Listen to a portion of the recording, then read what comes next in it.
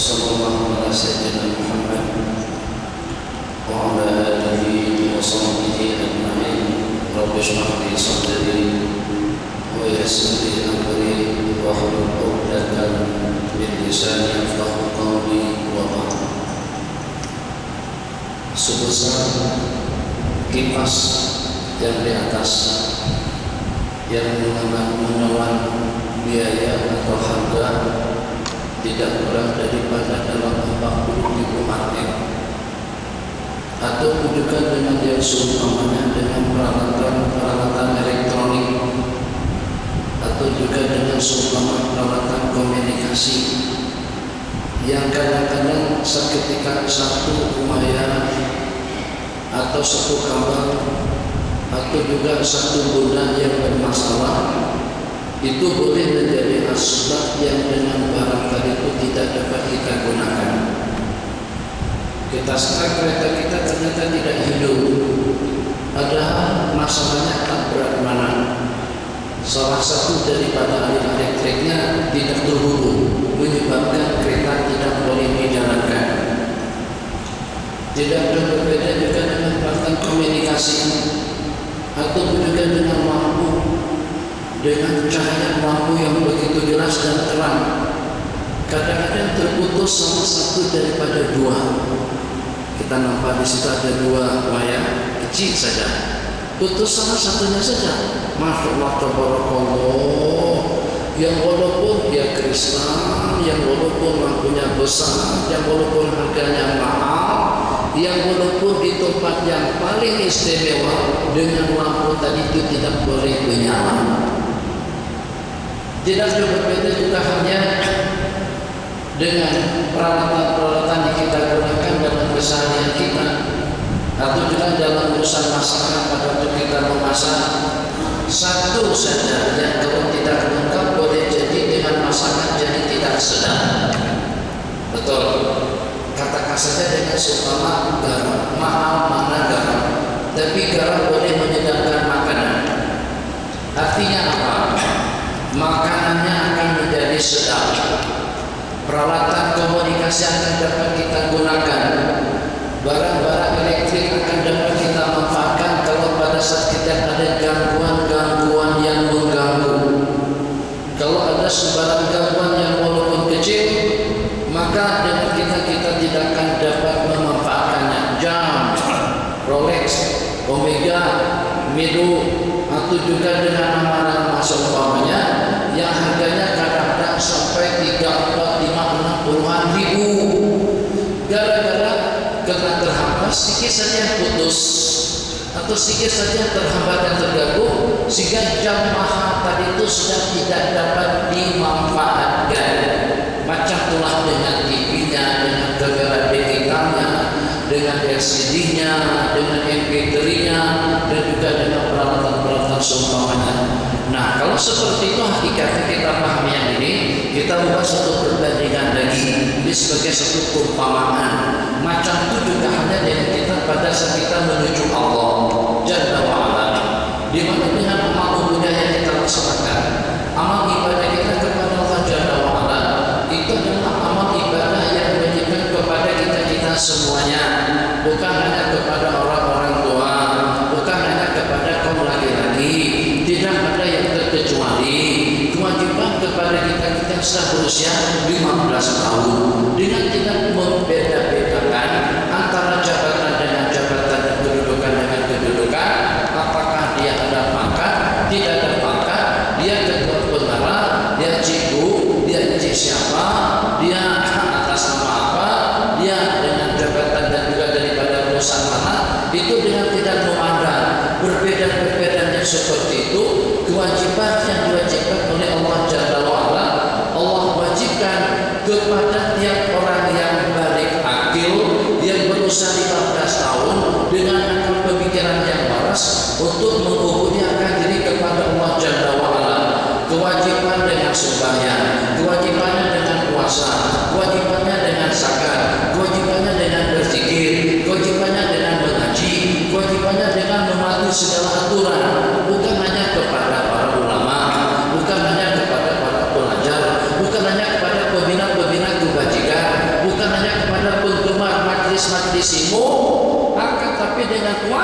tersebut, kewajiban yang pertama, dan juga dengan larangan yang kedua, dengan larangan yang berikutnya, ini adalah merupakan kewajiban yang diwajibkan kepada kita semuanya, dan juga merupakan satu larangan yang merupakan larangan kepada kita semuanya.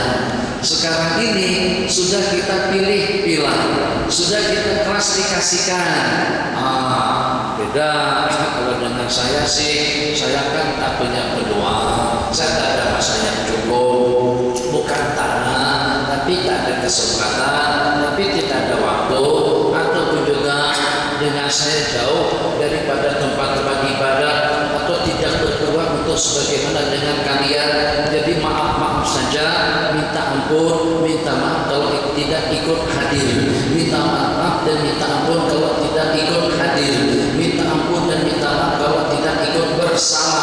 Itu bukan satu alasan. Kenapa? Sebab perumpamaan yang Nabi kita perumpamakan antara sesama kita, Nabi kita bersuatu perumpamaan dunia dalam satu, bukan 3 dalam satu, bukan 5 dalam satu, bukan 1000 dalam satu. Umat Islam semuanya, daripada timur dan barat, daripada utara dan selatan, semua yang duduk di atas belahan permukaan bumi itu kesemuanya berada dalam satu.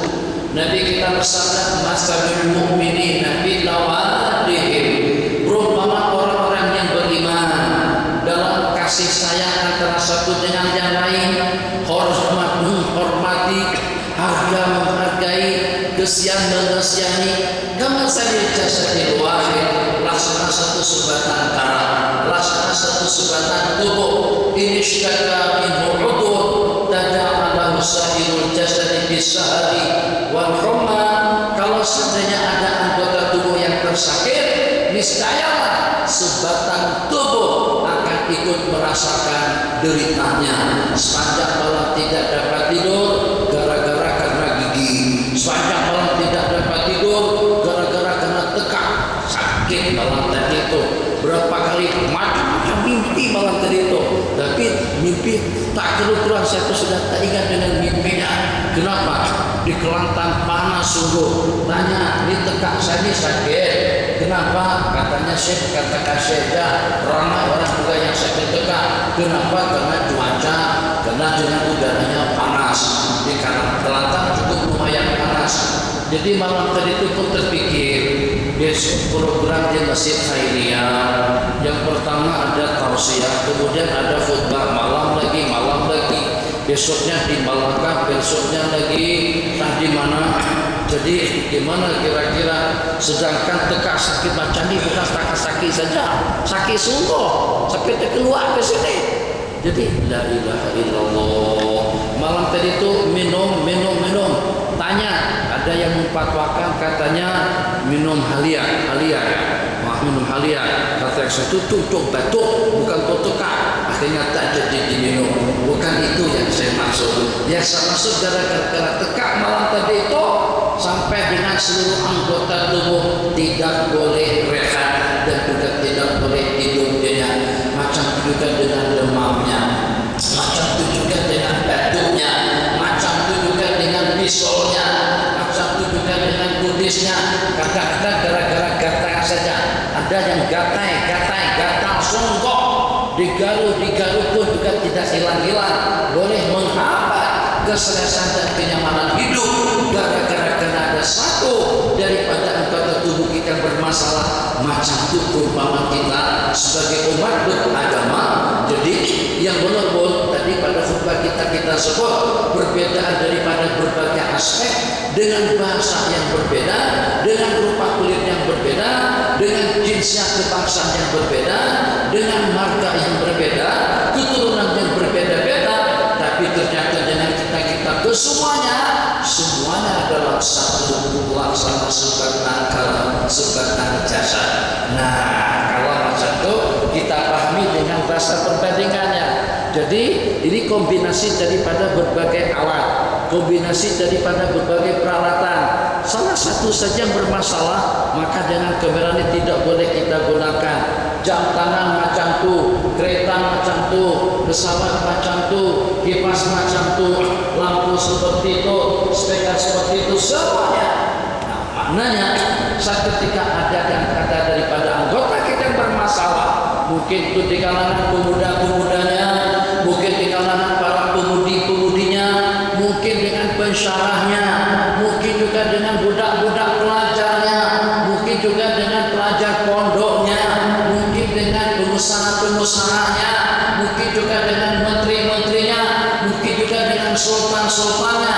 Seketika ada yang bermasalah menurut hukum, itu mampu untuk menghalang perjalanan kita untuk menuju Allah, sehingga merintih-rintih, menangis-nangis, khatam Quran di mana-mana, hafal Quran, hafazatul Quran, orang-orang hafiz tidak terhitung, tutur turu tidak terhitung, yang berdoa tidak terhitung, yang meminta kepada Allah juga tidak terhitung. Tapi kenapa senantiasa dan selalu doa permintaan kita tidak dikabulkan oleh Allah? Tapi kenapa permintaan kita tidak dipedulikan oleh Allah? Sepatutnya kita tidak bertanya seperti itu. Ya, kita bertanyakan, apakah kira-kira dengan perintah-perintah Allah Jalla wa'ala itu dengan segenap staf umat manusia, dengan segenap jajaran dan lapisannya, daripada kalangan menteri-menteri ataupun juga di kalangan orang-orang yang mendapatkan jabatan tinggi, pegawai-pegawai kerajaan, sampai kepada rakyat jelata, semuanya sudah patuh dengan peringatan khatib, taqullah. Marilah kita bertakwa, meningkatkan kualitas iman dan yakin dengan melaksanakan perintah dan juga dengan menjauhkan diri daripada larangan. Mungkin asbab doa kita tidak dikabulkan karena pihak-pihak kerajaan yang tidak datang ke masjid, atau juga mungkin yang menjadi asbab doa permintaan kita tidak dikabulkan karena dengan ketua-ketua pengarah yang tidak tahu perintah Allah Jalla wa'ala. Oh, apa hubungannya?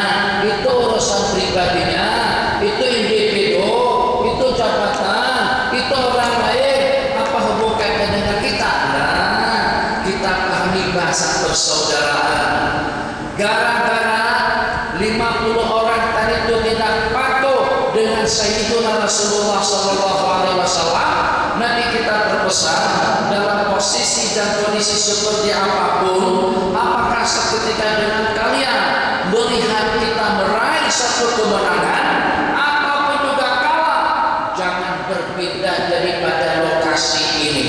50 orang pendekar, 50 orang pemanah pada peristiwa peperangan yang kedua, perang Uhud pada tahun yang kedua, menang atau kalah, jangan ada yang beranjak, jangan ada yang berpindah daripada tempat ini. Yang seketika itu bukan hanya setakat tutuk guru, bukan hanya setakat dengan cikgu-cikgu, bukan hanya setakat dengan para masyayikh, bukan setakat dengan para habaib, bukan setakat dengan para sahabat. Justru bersama mereka adalah Sayyiduna Rasulullah SAW. Macam mana kepemimpinan baginda Nabi di medan perang boleh gagal dan pasukan bola boleh mengalami kekalahan? Jawabannya hanya ada dengan segelintir daripada pasukan yang tidak taat kepada arahan baginda Rasulullah SAW. Jadi kita tidak boleh merintih, kita tidak boleh memprotes, kita tidak boleh menyalah-nyalahkan, kita tidak boleh komplain, kita tidak boleh berpandangan negatif. Yang kalau pada saat keadaan kita seperti apa, ya Allah ya Arhamar Rahimin, ketidakhusyukan kita di waktu sembahyang, ketidaktenanan hati kita di waktu kita beribadah, dan banyak lagi perkara-perkara seumpamanya. Kadang-kadang datang, kadang-kadang tidak, kadang-kadang khusyuk, kadang-kadang tidak, tapi lebih banyak tidak khusyuk. Kadang-kadang boleh bangun, kadang-kadang tidak. Coba kalau kita tanyakan, kita tahu fadilat sembahyang duha, ramai mana yang boleh sembahyang duha? Saya tak tanya kalian, saya tanya diri saya sendiri. Sering ditinggalkan daripada sering buat, padahal bukan karena tak cukup waktu. Kalau pada saat ketika di Malaysia pagi buat apa? Pengajian, oke. pengajian lama mana?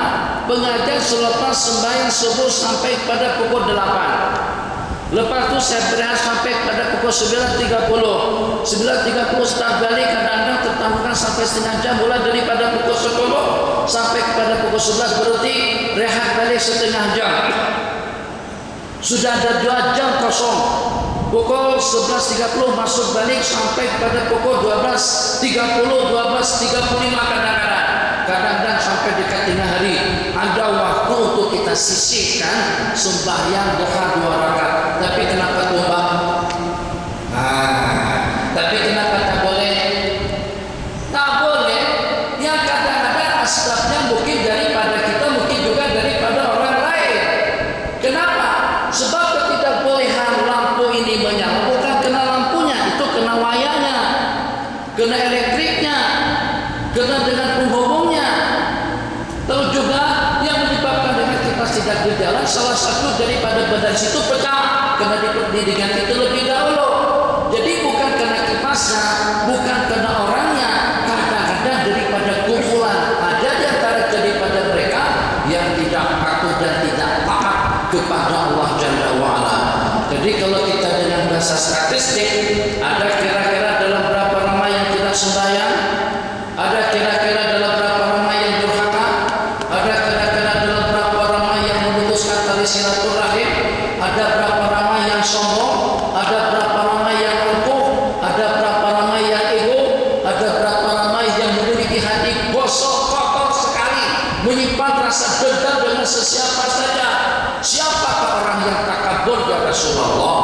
Apakah yang beli kereta mewah, kereta bagus, seseorang teringin akan dengan bajunya cantik, kendaraannya bagus, rumahnya mewah? Nabi kita bersabda, kibir itu, sombong itu definisinya batlul haqqi wa ghamdun nas, menolak kebenaran dan memandang rendah kepada orang lain, berpandangan sinis kepada orang lain, dan juga menolak kebenaran. Sebab kebenaran tadi itu mungkin dari bawahan, mungkin daripada orang yang kurang ilmunya, mungkin daripada orang yang kurang jabatannya, mungkin daripada orang yang kurang tenaganya, mungkin juga daripada orang yang kurang duitnya, mungkin kena itu daripada staf dan pegawainya. Akhirnya berat dia untuk menerima kebenaran daripada orang-orang seperti itu. Kesan buruknya gara-gara kena takabur, gara-gara kena ego, akhirnya menghambat kesejahteraan, kenyamanan, kenikmatan perjalanan ubudiyah kita kepada Allah Jalla wa'ala. Masya Allah, tabarakallah. Bagaimana dengan mereka boleh bertahan sampai berjam-jam begini di hadapan Allah Jalla wa'ala? Bagaimana dengan mereka boleh puasa? Nabi kita kata puasa tiap bulan 3 hari, puasa ke-13, 14 dan 15. Saya boleh mampu daripada itu ya Rasulullah. Nabi kita katakan Al-Quran pada tiap 40 hari ditawar. Nabi kita kata dalam tiap 30 hari. Nabi kita kata pakai pada tiap minggu. Sampai itu nak katakan Al-Quran pada tiap hari, nak sembahyang tahajud tiap malam, nak puasa saban hari. Nabi kita yang bagi keringanan. Kenapa mereka punya semangat yang berat-berat seperti itu? Kenapa mereka punya tenaga dan kekuatan? Sebab satu persatu dengan power yang kuat. Perumpamaan ibarat daripada lampu, Masya Allah, tabarakallah, seketika dengan wattnya itu besar, terangnya pun juga cukup menerangi. Kalau satu pun suasana dan tempat kita ini sudah terang benderang, ya sehingga tidak ada kotoran. Supaya paham dengan bahasa yang kita perumpamakan pada malam hari ini, Masya Allah, tabarakallah, Jaguar cantik, Audi cantik, Mercedes S-Class mewah, BMW mahal, Lexus selesa, Alphard nyaman. Tapi kalau ada satu buah kereta buruk kancil mendekat jalan raya, terhalang terbalik di situ, semua kereta-kereta mewah tadi itu tak boleh berjalan. Mana Rolls-Royce-nya? Tuh dengan road tax-nya saja 54.000, untuk Rolls Royce 54.000 satu buah jintu baru. Masya Allah, tabarakallah. Gara-gara satu buah kereta kancil kebabas, terbalik, mogok, rusak di tengah jalan sampai 3, 4, 5, 6 km sampai 10, 3, 40 km jalan tidak boleh berjalan. Satu saja, ini perjalanan kita untuk menuju ke LAI. Berapa penerbangan yang dibatalkan? Berapa penumpang yang tertinggal dan ditinggalkan terbang sama penerbangan? Berapa yang tertinggal tidak terhitung gara-gara satu. Ini baru perjalanan untuk terbang ke Jakarta, baru untuk kita terbang ke Jeddah, baru untuk kita terbang ke Amerika, terbang ke mana saja. Gara-gara satu buah kereta, gara-gara satu buah bus, gara-gara satu buah trailer terbalik menghalang jalan, semuanya terhalang. Nah, macam itu juga perjalanan umat menuju Allah Jalla wa'ala. Kenapa kita tidak punya kemampuan untuk bangun salat tahajud? Kenapa kita tidak punya kemampuan untuk kita istiqomah dalam beramal? Kenapa kita tidak punya kemampuan untuk kita puasa Senin Kamis? Dulu pada masa di Bogor sudah berjanji dengan kawan-kawan jangan bagi makan Syekh Nuruddin di Malaysia pada tiap hari Senin dan Kamis. Senyap-senyap sekarang makan juga. Nah, tak boleh puasa di Bogor Senin Kamis saya puasa, di sini saya tidak boleh puasa. Kenapa? Satu kelemahan daripada kita sendiri, kedua pengaruh daripada lingkungan, suasana dan keadaan yang saat ketika ada anggota tubuh kita bermasalah. Sini saja terasa sakit, jujur, tak boleh tidur. Betul Pak? Hidung saja tersumbat, tak boleh bernapas. Maka terpaksa pada masa tidur mulut dibuka. Tak sedap kalau kita bernapas di mulut, sebab mulut bukan untuk bernapasan. Hanya gara-gara tidak lebih daripada hidung saja bermasalah, kesehatan kesejahteraan anggota menjadi terhambat. Macam itu juga sekarang sebutkan yang tidak sembahyang dalam berapa ramai, yang durhaka dalam berapa banyak, tambah kembali yang terlibat dengan kasbarnya, yang terlibat dengan minuman kerasnya, tambah kembali dengan perjudiannya, tambah kembali dengan pelacurannya, tambah kembali dengan kezalimannya, perjalanan. Jadi ini bukan hanya menghambat individu-individu yang terpapar, tapi juga akan memberikan dampak negatif, kesan negatif kepada orang ramai, sehingga dengan kita tidak boleh berjalan. Apakah kira-kira kesalahan daripada Jaguar? Gara-gara satu buah helikopter terhampas, airport kadang-kadang dihentikan, yang turun tidak boleh mendarat, yang naik tidak boleh terbang. Kadang-kadang bukan rasakan itu saja, dikatakan Cengkareng atau airport Soekarno-Hatta itu diantara daripada airport yang paling sibuk di dunia. Kalau kita terbang pada pukul 2, 3, 4 petang, kalau kita terbang pada pukul 3, 4 petang, ada 12 kadang-kadang pesawat beratur menunggu giliran terbang atau juga menunggu giliran turun. Allahu Akbar. Apakah Airbus itu ada masalah? Apakah kira-kira dengan Boeing 77 tadi itu ada problem? Tidak ada apa-apanya. Kita tidak ada masalah. Oke. Tuan Guru Maulana Kiai individu Paklung Pakti Mata tak ada masalah. Alhamdulillah semuanya oke. Semuanya tak ada masalah. Ada problem, sembahyangnya cukup, ibadahnya cukup, zikirnya cukup, amalannya cukup. Tapi kenapa doa mantan tidak dikabulkan oleh Allah? Tapi kenapa ada benda-benda kewajiban yang tertinggalkan? Tapi kenapa kadang-kadang ada dengan sebagian benda berlarang kita terbabit? Jawabannya bukan kena faktor kita semata-mata, tapi itu adalah kena faktor bagian daripada anggota tubuh kita yang semuanya umat dalam satu, bangsa dalam satu, rakyat dalam satu, ummatan wahidatan, satu kumpulan umat yang apabila ada di antara daripada mereka yang bermasalah, maka dengan semuanya akan bermasalah. Apabila ada di antara daripada mereka yang sakit, maka semuanya akan sakit gara-gara kedengaran yang itu tadi itu. Akhirnya permintaan kita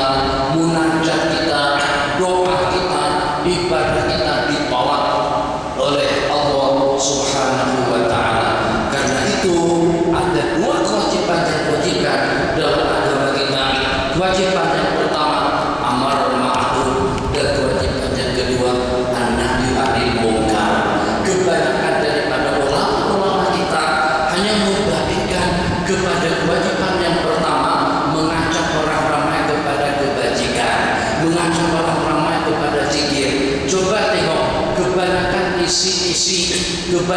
isi rekaman-rekaman daripada sahabat-sahabat kita, zikir, tasbih,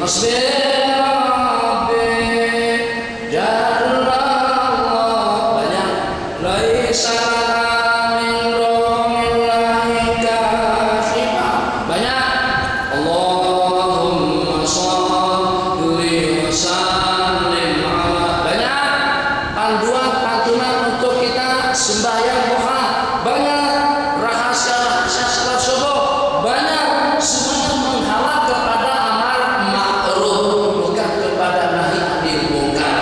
Jadi kita teringat, yang masih ingat, yang tak ingat lebih elok tidak ingat. Tapi kalau ingat cantik juga. Di antara daripada lagu dangdut Romani Lama, kenapa judi itu haram? Oh karena pernah dengar lagu itu? Kenapa tiap yang diharamkan itu haram? Kenapa tiap yang enak-enak itu haram? Sebab itu adalah perangkap syaitan. Kenapa judi haram? Kenapa zina itu haram? Karena itu cara binatang. Ada jawabannya. Bukan nanti dalam video. Kenapa judi itu haram? Tapi itu dalam bentuk nyanyian dangdut. Itu jarang-jarang ada lagu macam itu. Dinyanyikan dengan Siti Nur kalau tidak salah. Dinyanyikan juga dengan Sabda Desra Takesa. Dengar, perhatikan. Tapi bukan, jangan sampai ketagihan. Kita sekali saja cukup. Jadi jarang-jarang orang berbicara tentang judi, jarang-jarang berbicara tentang zina, jarang-jarang berbicara tentang minuman, jarang-jarang berbicara tentang kezaliman, tentang kediktatoran. Di samping timbang risau dan takut, dan juga dalam waktu yang sama itu akan membuat suasana menjadi tegang, suasana akan menjadi hangat dan panas, dan juga menyebabkan jamaah masjid boleh jadi akan menjadi buyar bersurai. Kenapa? Sebab kena tersangkut, terkena batang hidung sendiri. Berbicara tentang perkara-perkara munkar atau perkara-perkara yang terlarang. Tadi ajak untuk sholat, ajak untuk berzikir, ajak untuk bertasbih, ajak untuk sembahyang, untuk amar ma'ruf. Insyaallah sudah ramai di kalangan para ulama-ulama kita yang menanganinya. Mudah-mudahan bahasa yang kita gunakan pada malam hari ini dapat kita simak dan juga dapat kita pahami. Jadi jangan sampai kita merasa itu hak asasi manusia, itu hak pribadiku, atau itu kenapa? Kata orang Mesir, anta malah, kamu kenapa? Masa bodoh? Nah, tidak begitu dalam agama Islam. Dalam agama kita dalam satu kesatuan yang kalau dengan ada di antara daripada kesatuan kita bermasalah, yang kalau pada saat ada di antara daripada anggota kita terbagi kepada perkara terlarang, itu akan berdampak negatif bukan kepada diri pribadinya, tapi justru juga kepada diri orang ramai. Mungkin gara-gara dengan anak yang durhaka, mak ayah tidak boleh salat tahajud. Mungkin gara-gara dengan memutuskan tali silaturahim, ternyata keluarga tidak boleh melaksanakan salat berjamaah. Begitulah dengan perumpamaan yang seumpamanya kita ambil dua kejadian. Kejadian yang pertama tadi itu dengan peristiwa perang Uhud. Masya Allah, tabarakallah, kebaikannya daripada Rasulullah, ibadahnya daripada Rasulullah, kemuliaannya daripada Rasulullah, berbintang tidak pernah ditolak, insan yang paling mulia, manusia yang tidak ada tandingannya, akramu khalqillah, orang yang pertama yang akan mengetuk pintu gerbang surga, orang yang pertama yang akan dipersilakan untuk masuk ke dalam surga, orang yang pertama yang dibagi Allah nanti pada hari kiamat, orang yang pertama yang mendapatkan atau yang diberi syafaat oleh Allah Jalla wa'ala dan juga diterima syafaatnya. Banyak lagi syama'il, manaqib, kelebihan, kemuliaan bagi Rasulullah SAW. Sebelum Nabi kita meminta keinginan Nabi kita dikabulkan oleh Allah, sebelum Nabi kita memohon, permohonan beliau sudah dikabulkan oleh Allah Jalla wa'ala. Tapi pada seketika ada 50 orang daripada pasukan, mungkin yang yang daripada 50 tadi itu bermula daripada satu. Yang satu tinggalkan posisi namanya Jabalur Rumah, anak bukit untuk para pemanah. Turun, akhirnya diikuti oleh orang ramai, setakat 50 saja. Di negara kita dalam berapa juta yang melakukan maksiat kepada Allah. Maka dengan yang lainnya yang kita tidak terbakti dengan maksiat, mungkin kawan-kawan kita di Petaling Jaya, Sri Petaling Jaya, ada Jaya, ada Sri Petaling saja. Mungkin juga dengan saudara-saudara kita di Bangladesh, mungkin juga dengan sahabat-sahabat kita di Mekah, mungkin juga dengan jemaah haji. Masya Allah, tabarakallah di Padang Arafah. Kenapa terhambat? Kenapa selepas balik daripada Mekah? Masya Allah, tabarakallah. Justru lebih parah dan lebih teruk lagi daripada keadaan sebelum pergi. Sebelum pergi ke Mekah, Masya Allah, tabarakallah, masih rajin lagi ke masjid. Tapi setelah pakai songkok putih, sudah tidak nampak batang hidung di masjid. Kenapa? Jawabannya mungkin bukan karena orang yang berkenaan, mungkin karena generasi muda, mungkin karena pemuda dan pemudi, mungkin disebabkan karena dengan warga tua yang tak ambil berat tentang kehidupan beragama. Yang bagaimanapun tuntutan agar kita menjadi orang yang mulia, tuntutan agar kita menjadi orang yang disiplin dengan perintah-perintah Allah Jalla wa'ala, itu kepada tiap individu, kepada tuanku, tuan sultannya, perdana menterinya, timbalannya, kabinetnya, staf-stafnya, koprat-kopratnya, pejabat-pejabatnya, pejabat bahasa sana artinya pegawai-pegawai besar kerajaan atau tinggi kerajaan, sampai kepada rakyat jelata yang miskin, juga tukang-tukang merokok tak sembarangan, tukang beca, tukang bacai, tak pernah tahu yang mana yang wajib, yang mana yang haram, dan juga yang mana yang haram. Orang-orang di kementerian ataupun juga itu dengan mereka-mereka yang memiliki jabatan tinggi dan juga dengan kedudukan yang dipandang dan yang diidam-idamkan oleh semua orang, ternyata tidak patuh dengan peraturan halal dan haram. Tetapi mungkin dengan keuangannya, mungkin dengan minumannya, oleh sebagian daripada pegawai-pegawai tinggi kerajaan. Saya pernah dahulu berkunjung ke tempat kediaman daripada mereka pada masa di Mesir. Dia tidak minum, dia tidak minum bir, dia tidak minum whisky, dia tidak pernah minum champagne. Akan tetapi di rumahnya ada botol-botol, bahkan ada minuman kerasnya. Untuk apa? Ya, penampilan, supaya nampak kelihatan nanti dengan duta-duta atau juga dengan staf-staf, juga dengan diplomat asing seketika datang berkunjung ke rumahnya, maka mereka beranggapan ini manusia modern, tak ketinggalan zaman, juga main minuman, perempuan, atau juga dengan hal-hal seumpamanya. Dia tidak minum, tapi memberikan gambaran kepada orang dia termasuk orang yang teler dan mabuk, maka juga saja ada yang meminumnya. Ini diantara daripada penghambat mungkin yang menyebabkan pelajar-pelajar kita di luar negara itu gagal dalam studi. Itu justru karena diplomat-diplomat yang tidak mengenal agama dan yang tidak kenal Allah Jalla wa'ala. Kita tidak menuding jari, tapi ini kita tujukan kepada diri pada kita masing-masing. Yang dengan kita, kalau dengan kita hari kiamat sama dengan kematian. Yang bagaimanapun sudah tidak sedar, kalau sudah sampai kepada waktunya, kiamat akan tiba dan kematian akan mencengkram sesiapa saja yang hidup di permukaan bumi ini. Jadi supaya mudah merangkum perbincangan yang kita bicarakan tadi itu, gara-gara kena satu peralatan komunikasi yang rusak, yang error, akhirnya menyebabkan handphone tidak boleh kita gunakan, laptop tidak boleh kita gunakan, internet itu juga dengan yang seumpamanya.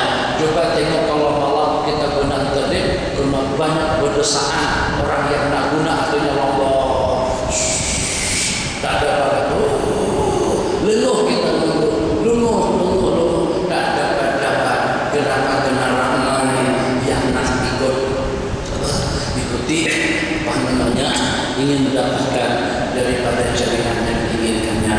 Macam itulah juga dengan perumpamaan saudara kita tadi, satu buah kereta mogok rusak di tengah jalan, mampu untuk memogokkan, menyetop semua kendaraan yang ada di belakang, mewah tidak mewah tetap semuanya tidak boleh berjalan. Macam itulah juga perjalanan kita menuju Allah. Kalau aku tidak taat, kalau aku tidak setia, kalau aku tidak bertakwa kepada Allah Jalla wa'ala, bukan kesannya kepikat kepada diri pribadiku sendiri, dan juga akan memberikan dampak negatif, kesan buruk kepada orang ramai. Yang kalau pada saat kebaikan-kebaikan daripada orang ramai sudah tidak mampu untuk membackup, sudah tidak mampu untuk menahan dan juga untuk menyelamatkan, maka azab Allah akan turun dan akan menimpa kita semuanya. Alhamdulillah taufik. Lepas azan berkumandang, kita akan dengar beberapa soalan yang sudah berkumpul atau yang akan diajukan nanti, atau saya berikan peluang untuk sisi soal jawab. Alhamdulillah taufik.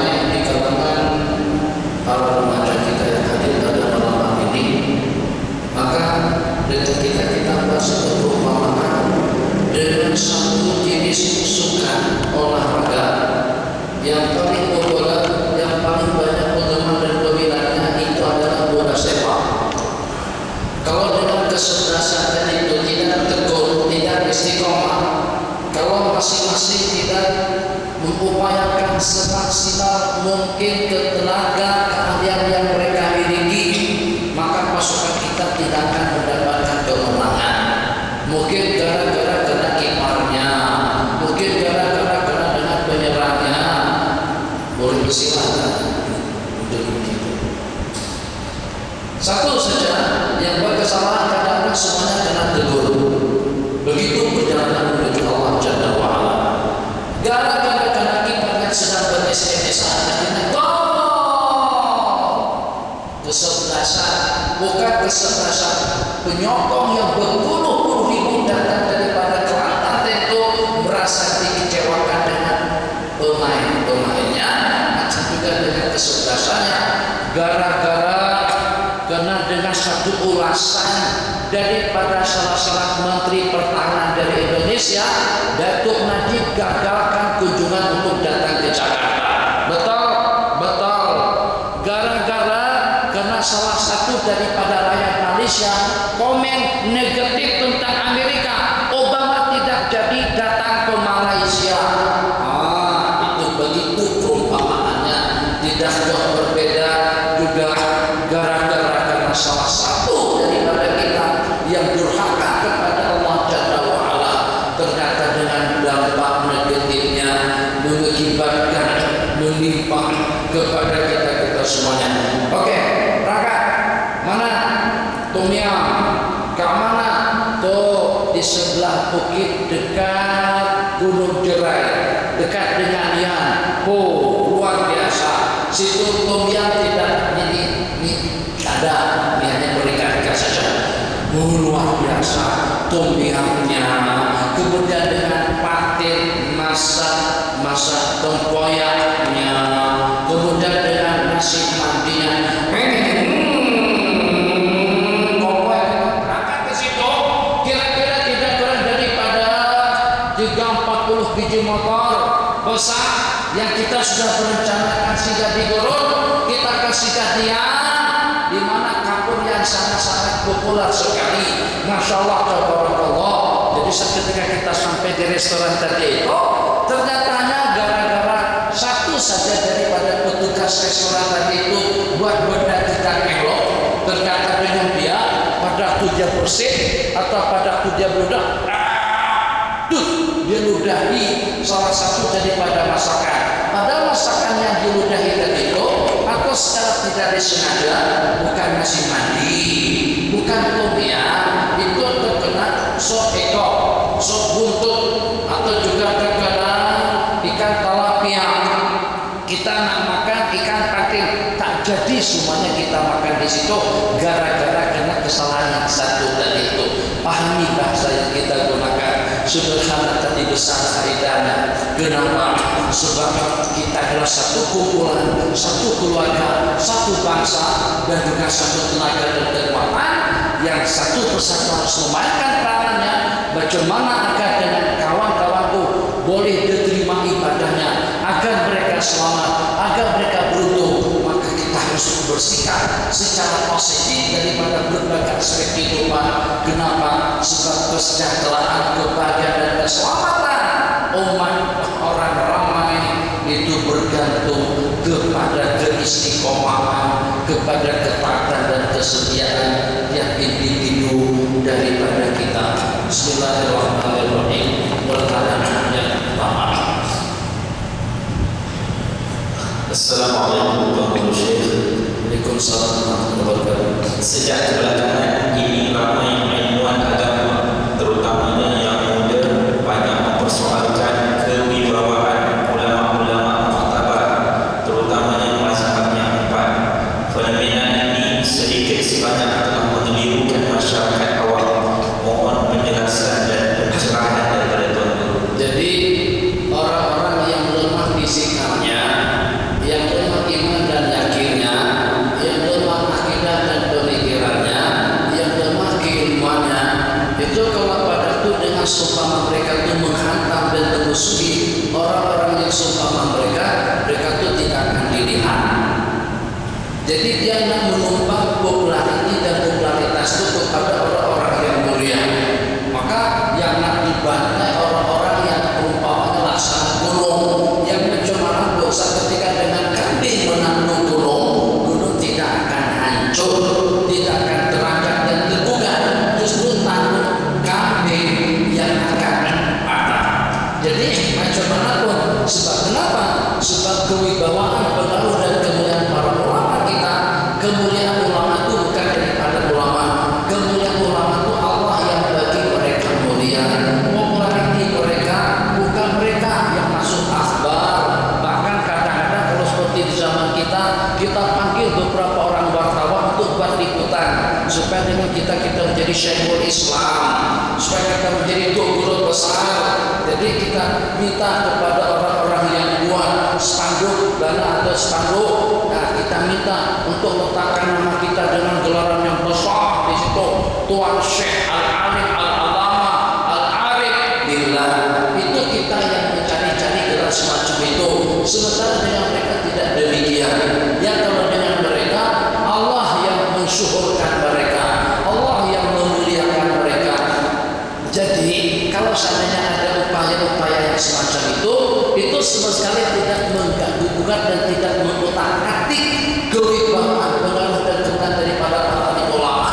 Justru kalau memang mereka bukan hebat, kalau memang mereka bukan ulama-ulama yang hebat, kalau mereka bukan ulama-ulama yang mulia, yang mempunyai kedudukan tinggi di sisi Allah, tentu mereka tidak akan dimusuhi. Jadi perumpamaan seperti kurangnya, kalau setakat pemain jus di kampungan saja, kita tidak perlu mencabar dia. Ya, kalau kita nak cabar, Hokoge, Andre, Martel, atau juga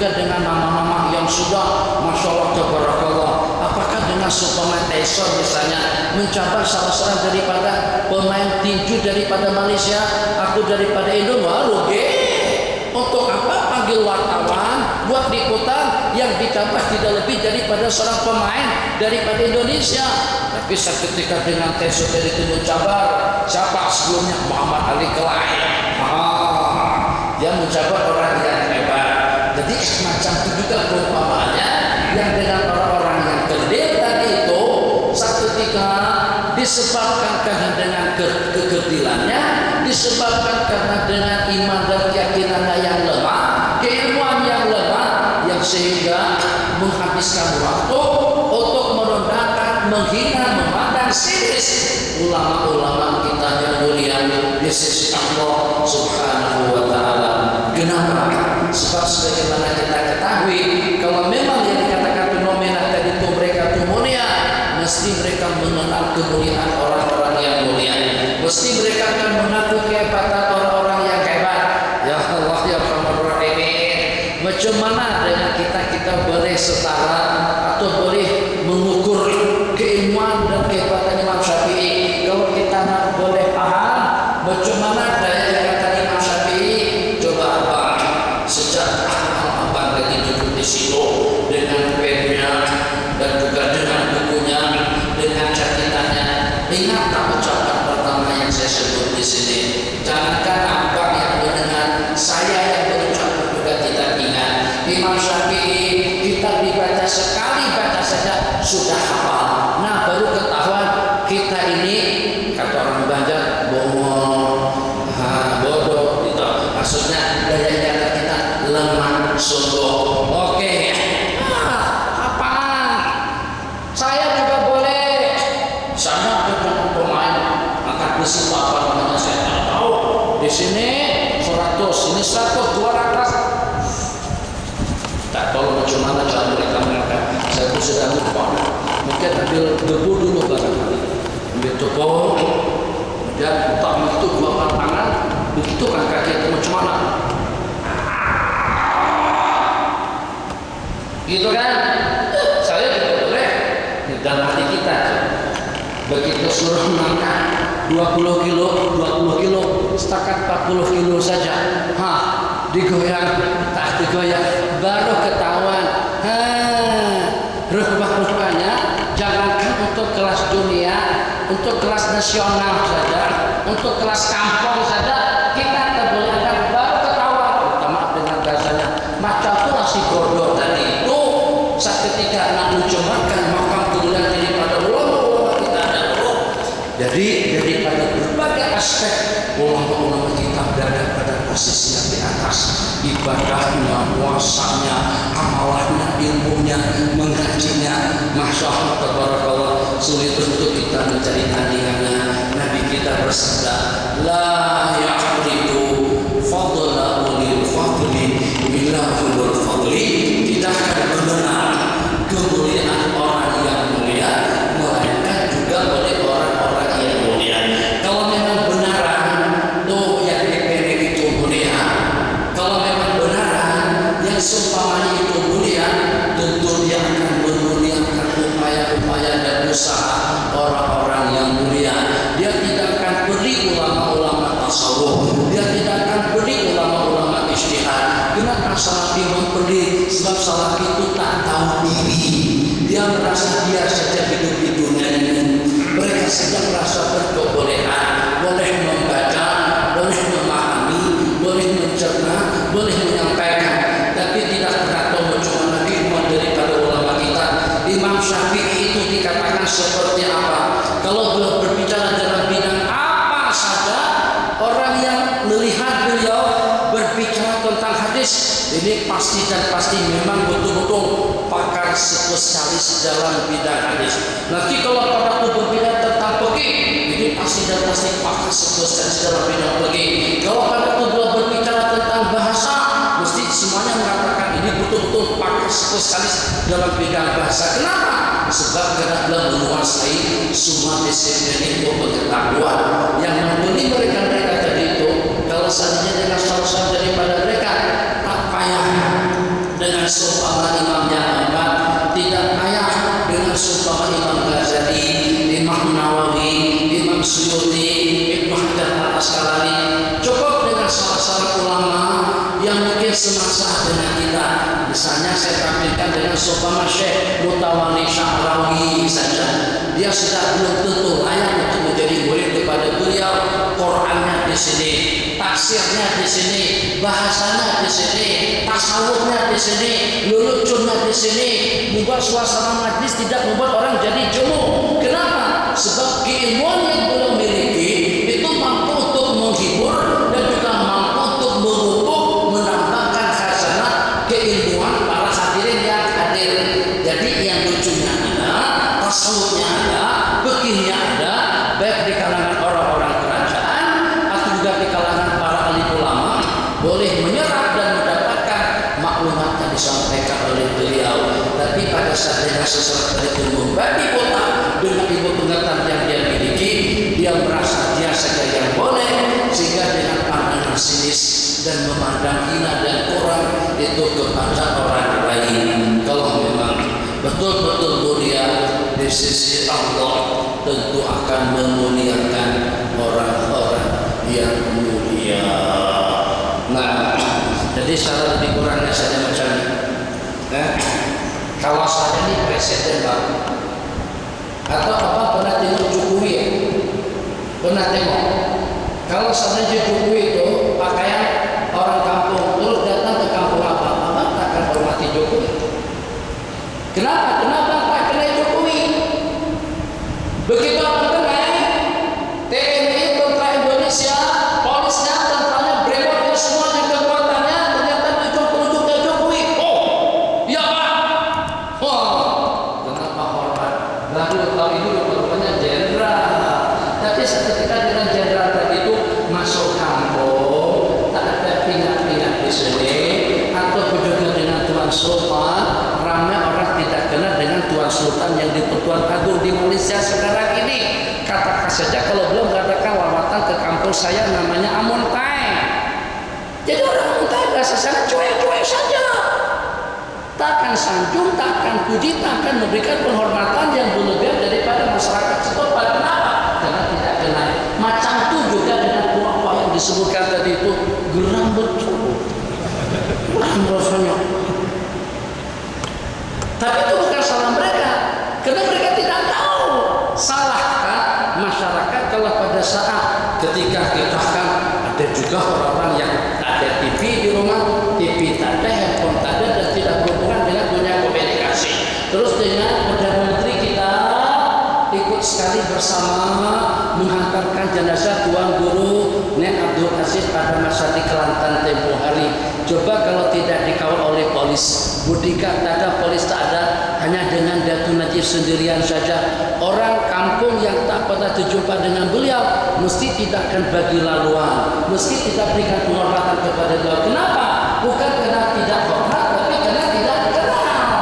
Macam itulah juga dengan cerita orang-orang yang memberi, yang tidak menghormati atau mengganggu-gugat tentang kestabilan kewibawaan ulama-ulama kita dahulu. Nah, silakan. Adakah syiah terkeluar daripada akidah ahli sunnah wal jamaah? Tanya syiah dulu. Kalau nak pasti dengan jawabannya tanya mereka. Sebab di Gombak di sini ramai orang syiah. Ya kan? Kita tanyakan 3 orang daripada sahabat Nabi. Yang pertama Sayyidina Abu Bakar. Yang kedua Sayyidina Umar. Yang ketiga Sayyidatuna Aisyah radhiyallahu taala. Sebut saja nama Sayyidatuna Aisyah radhiyallahu taala anha, mesti akan dibantai habis-habis sama mereka. Mereka bagi gelar al-fajirah, wanita fajir, wanita pelacur. Mereka bagikan gelaran dan cercaan kepada beliau. Oke, cukup. Kita telah nak tahu tentang bagaimana orang tua beliau Sayyidina Abu Bakar bin Siddiq radhiyallahu taala anhu itu jahat, itu bertipu, itu berampas kekuasaan, yang itu zalim, yang itu kafir. Jadi kata salah seorang daripada mereka itu dengan tidak diragukan lagi dia memang daripada kuah-kuah Syiah. Jadi sorbannya, jubahnya, pakaiannya background daripada tempat itu penuh dengan kita. Apa kata dia? Sudah saya sebutkan pada beberapa yang lalu. Sesungguhnya anjingnya Netanyahu atau Ishak Sarung apa? Netanyahu, muda Ariel Sharon. Sesungguhnya anjingnya Ariel Sharon. Lebih kurang macam itu bunyinya. Kalau nggak tahu pasti Ariel Sharon itu matinya seperti apa? Daripada berat sekian puluh kilo, lebih daripada 40 kilo berat badan, itu pada tubuh nikahnya baratnya susuk tersisa tak lebih daripada dalam 15 kiloan saja. Nampak seperti peluru di seluruh anggota tubuhnya, sebab dengan ketek takrat dan juga dengan kezaliman yang menindas dan juga yang menyakiti rakyat plastik itu di zamannya Ariel Sharon. Apa kata dia? Kata si Syi'i tadi itu, sesungguhnya anjingnya, bukan Ariel Sharonnya, anjingnya Ariel Sharon itu 1000 kali ganda lebih baik daripada Abu Bakar dan Umar. Oke, itu menurut mereka. Cukup sebut dua, satu Sayyidina Abu Bakar yang menurut kitab umat Islam ahli sunnah wal jamaah semulia-mulia manusia di permukaan bumi ini sejak baginda Rasulullah sampai pada hari kiamat nanti, yang paling afdal setelah Rasulullah adalah Sayyidina Abi Bakar As-Siddiq radhiyallahu taala. Al-Quran menyatakan, dijelaskan di dalam Al-Quran, idh yaqulu li sahibihi la tahzan. Seketika Nabi kita bersabda, berkata kepada sahabatnya. Siapa yang dimaksud dengan sahabat di situ? Sayyidina Abu Bakar. Fakta sejarah yang menemani Nabi kita hijrah ke Madinah itu adalah Sayyidina Abu Bakar As-Siddiq radhiyallahu taala. Al-Quran mengatakan, la tahzan innallaha ma'ana. Jangan merasa sedih, bimbang dan risau, sebab Allah bersama kita. Kemudian yang kedua tentang Sayyidatuna Aisyah. Mereka tuduh Sayyidatuna Aisyah terbabit melakukan zina, terbabit melakukan fahisyah, terbabit melakukan perkara mungkar yang sama sekali tidak menunjukkan atas kebenaran salah daripada istri baginda Rasulullah sallallahu alaihi wasallam. Setelah dengan tuduhan yang tersebar seketika itu bahwasanya Sayyidatuna Aisyah dituduh melakukan hubungan dengan Sayyidina Safwan, Allah turunkan 16 ayat di dalam Al-Quran yang isinya membersihkan lembaran Sayyidatuna Aisyah daripada tuduhan mereka. Kalau Syiah masih tetap juga mencaci maki Sayyidatuna Aisyah, memperumpamakan yang bukan-bukan kepada Sayyidina Abu Bakar dan Umar, berarti mereka itu kafir. Syiah manusia Indonesia tidak berbeda. Iraknya, Irannya, Beirutnya, Kuwaitnya. Kenapa? Sebab mereka berarti tidak percaya dengan Al-Quran. Sebab berarti dengan mereka mendustakan firman Allah Jalla wa'ala. Jangankan sampai kepada 16 ayat, mendustakan satu huruf saja daripada Al-Quranul Karim, manusia itu akan menjadi murtad. Itu jawaban kilat untuk pertanyaan yang tadi itu.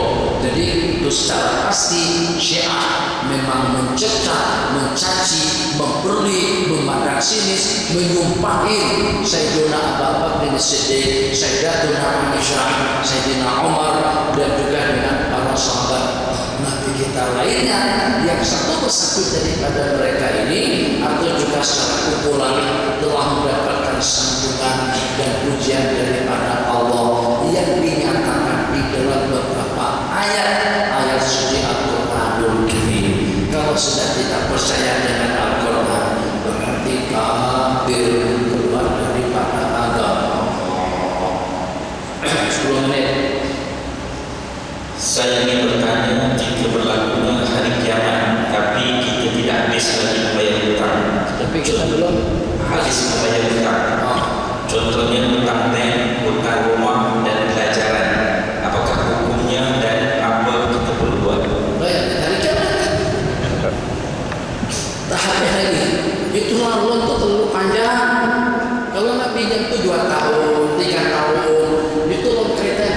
kita itu terlalu lama. Jadi masya Allah tabarakallah, kita itu hitunglah umur kita. Belum rumah kadang-kadang sampai 20 tahun, 30 tahun, 40 tahun. Sedangkan usia kita berarti dalam 15 tahun saja lagi. Jadi bagaimana kita membayar cicilannya atau angsurannya? Apakah kita sanggup bayarannya nanti setelah kita ngaji? Tengok, pastikan pada masa kita dapat pinjaman, pastikan pada waktu kita dapat pinjaman daripada bank, dapat pinjaman daripada individu, dapat pinjaman daripada seseorang. Bagaimana niat kita pada waktu kita meminjam? Kalau pada saat ketika itu yang diniatkan nak memperangkap seseorang saja, kalau niatnya pada saat ketika itu tidak lebih daripada untuk mendapatkan pinjaman, tapi tidak ada usaha dan upaya untuk menjelaskan dan juga untuk melunasinya. Kalau sampai tidak terlunasi, memang hutang itu tidak akan lunas, akan bermasalah orang yang bergerak itu nanti pada hari kiamat. Tapi kalau seandainya seketika dia pinjam duit, niatnya akan mengembalikan uang itu secukupnya, dia akan membayar hutang-hutangnya secara cukup tepat pada waktu yang dijanjikannya. Kalau ada janjian waktu, kalau Allah takdirkan usianya pendek sehingga hutang itu sampai terbawa mati, itu akan dibayarkan. Adahullahu anhu, Allah akan membayarkan untuk dia. Itu yang diriwayatkan di dalam hadis. Orang yang meminjam duit, yang berutang, niatnya tak nak bayar, sejak daripada waktu menerima duit itu dia sebagai pencuri. Orang yang meminjam duit, yang berutang, niatnya nak jelaskan hutangnya tepat waktu sesuai dengan perjanjian. Kalau seandainya tidak terbayar habis, terus berlaku hari kiamat, maka ya iman nanti akan dibayarkan oleh Allah Jalla wa'ala. Sehingga dengan orang yang memberikan pinjaman tadi itu tidak akan menuntut, ataupun juga nanti dengan Allah bagi habuan kepada orang yang memberikan pinjaman kepadanya. Cek, tengok tuh, apa tuh? Itu jaguar, tapi buatan Rabbani, bukan Eropa, bukan Europe. Jaguar itu bukan Itali, Ferrari itu bukan punyanya Itali. Ini buatan ciptaan Allah Jalla wa'ala. Cantik sungguh. Oh ya Allah, itu berapa harganya? Jadi Allah berfirman, dunia dengan isi-isinya belum boleh untuk membeli seindah kereta yang aku ciptakan itu. Kereta itu serba lengkap, serba cukup, serba komplit. Jadi kapal boleh, jadi pesawat boleh, jadi kereta boleh. Kaya saja. Sebab itu boleh di akhirat. Apa saja. Kita nak jadi rumah, jadi rumah. Kita nak jadi pesawat, jadi pesawat. Kita nak jadi kapal selam, jadi kapal selam. Kita nak jadikan kontor, jadi kontor. Kita nak jadi apartemen, jadi apartemen. Kita nak jadikan taman, jadi taman. Harganya berapa ya Allah? Kata Allah, harganya dunia dengan kekayaannya kamu tidak mampu untuk membayarnya, tapi kamu boleh untuk mendapatkannya. Bagaimana ya Allah untuk aku mendapatkannya? Tuhan Haji Maskur dengan Maskur ada saksi bagi hutang dengan kamu, tapi masih belum dijelaskan. Kalau kamu maafkan bagi hutang mereka berdua itu, kamu boleh mendapatkan habuan satu buah jaguar mewah seperti itu. Tergiur yang mau tentunya, atau juga itu yang kaki kereta, yang kaki perempuan pula, itu menjadi cantik ya Allah. Asal sampai memadamkan kecantikan kejadian semuanya, Allah kata Allah boleh dapatkan wanita cantik itu. Bagaimana ya Allah? Tuh saudara kamu yang pernah mencaci maki kamu di dunia, berkenan tak kau memaafkannya? Kalau kau maafkan, ambil saja wanita cantik itu. Halal sebetulnya, mau ya Allah. Begitu, itu makna akan Allah selesaikan urusannya di akhirat nanti. Kalau ada nawaitu yang baik di dalam hati. Oke, Pak. Apakah hukum memakai inai di jari bagi seorang lelaki? Boleh kalau laki itu jadi perempuan. Ini untuk perempuan, bukan untuk laki-laki. Boleh laki-laki memakai inai di jari tangan, di kaki kalau atas juga bentuk perobatan. mungkin kukunya, mungkin jari tangannya, mungkin telapak kakinya ada masalah, kubiskah, kurangkah, atau penyakit kulit yang seumpamanya, dan menurut pakar spesialis tidak ada pengobatan yang paling ideal melainkan dengan menggunakan inai. Oke, silakan saja. Tapi kalau bukan tujuan untuk perobatan tidak boleh, sebab pengguna inai itu sebagai perhiasan kepada kaum perempuan. Kalau laki-laki menggunakannya berarti bertasyabuh dengan laki-laki. 3 terakhir. Seorang ustazah terkenal mengatakan boleh bersalam lelaki dan perempuan jika tidak menaikkan syahwat atau nafsu. Apa pandangan tuan guru? Ya beda lah, kita sekarang tak gunakan lagi. Iya, barakallah. Dikatakan boleh-boleh saja. Kalau macam itu, kalau kita cium perempuan tidak ada nafsu, boleh tak?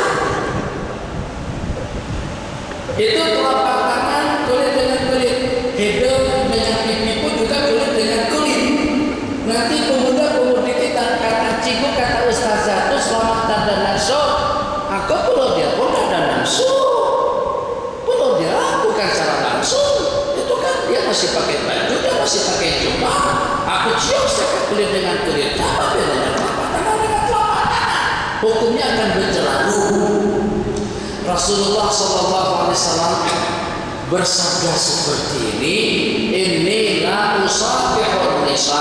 Saya nak bertanya kepada ustazah tadi itu, kalau seandainya masih tetap bertahan dengan pendapatnya dan juga dengan alasan yang nyanyok seperti itu kita kena tarik gelar sebagai ustazah, tidak layak. Kenapa? Sebab itu merubah ketentuan hukum. Nabi kita bersabda, ini aku tuh siapa? Sayyidina Rasulullah SAW, yang kita jadi mulia, kita mendapatkan kemuliaan, kita mendapatkan julukan, kita mendapatkan gelar, kita mendapatkan kedudukan, justru tinggi dan rendahnya anugerah dan kemuliaan yang kita dapatkan itu bergantung kepada ketaatan kita kepada Allah dan Rasulnya. Semakin kita mutabak, semakin kita mengikuti jejak langkah Sayyidina Rasulullah SAW, semakin tinggi makam dan martabat kita di sisi Allah. Nabi kita bersabda, aku tidak bersalaman dengan kaum wanita kecuali kalau istri beliau, kecuali kalau mahram baginda yang mulia. Kalau dengan baginda yang bersalaman, Nabi kita maksud daripada godaan nafsu dan juga daripada bisikan iblis dan syaitan. Tidak bersalaman dengan perempuan. Atas pertimbangan apa tuh guru tuh menyalami perempuan? Atas pertimbangan apa kiai itu bersalaman dengan perempuan?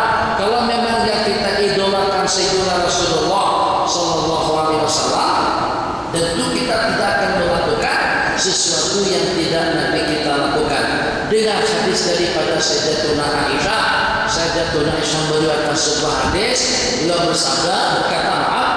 berkata, masa kafu Rasulullah SAW kafam ra'atin qab, tidak pernah telapak tangan baginda Rasulullah bersalaman dengan telapak tangan perempuan. Sama sekali tidak pernah bersalaman dengan wanita yang bukan mahram. Ada tak disebutkan di situ? Kalau tak ada nafsu, boleh-boleh saja. Kalau tak naik syahwat, boleh-boleh saja.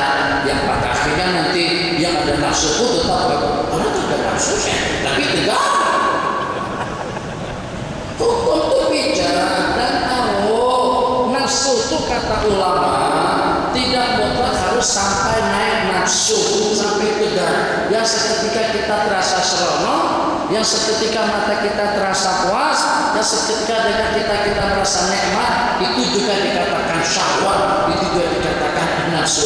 Kesimpulannya, suatu pandangan dan juga suatu pendirian, suatu fatwa atau juga penjelasan yang mengelirukan. Kalau seandainya ada yang memfatwakan bahwasanya bersalaman dengan yang selain jenis kalau tidak ada nafsu itu tidak mengapa. Ada yang semacam itu mirip-miripnya seperti apa? Miripnya seperti ini. Kata sebagian daripada ulama, kalau pada masa tersentuh kulit perempuan, misalnya disentuh dengan kulit yang bukan mahram itu tanpa ada nafsu dan syahwat, itu tidak membatalkan wudu, bukan bersalaman, bukan berciuman. Jadi kalau ikut yang itu tak ada masalah. Tapi kalau yang dimaksud itu bersalaman, kalau tanpa nafsu boleh, kalau ada nafsu tidak boleh. Tidak ada pendapat ulama seperti itu. Terakhir, berdosakah kita jika kita keluar ke majlis ilmu tanpa pengetahuan ibu bapa suami isteri? berdosakah Kita jika kita keluar ke majlis ilmu tanpa pengetahuan ataupun tanpa meminta izin ibu bapa suami isteri? Jadi kalau seandainya ilmu yang kita tuntut dan ilmu yang kita pelajari itu daripada bidang-bidang yang memang wajib untuk kita mempelajarinya, maka kalau pada waktu kita dihalang pun tetap pihak yang menghalang tidak boleh menghalang. Jadi kalau kata suami, awak jangan sembahyang, tetap tidak boleh meninggalkan sembahyang. Kamu jangan puasa, tetap dia wajib puasa. Apa pula? Apa pakai macam tu?